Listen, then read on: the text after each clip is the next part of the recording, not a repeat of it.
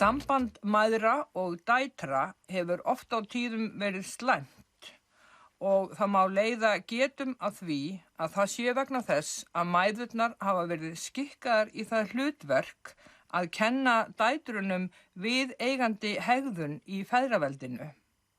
Sitt ekki svona, statt ekki svona, sittu með fæturnar saman, sittu og stattu eins og ég segi. Mæðurnar eru ómeðvitaðar þetta býr í tímans dimma djúpi öld eftir öld, þær halda að þær séu að gera gott. En dæturnar gera uppreisn því að frelsið býr í frumunum. Frelsið er meðfætt. En hvað gerist svo þegar Hæstiréttur sýknar strákana í hópnauðgunarmálinu?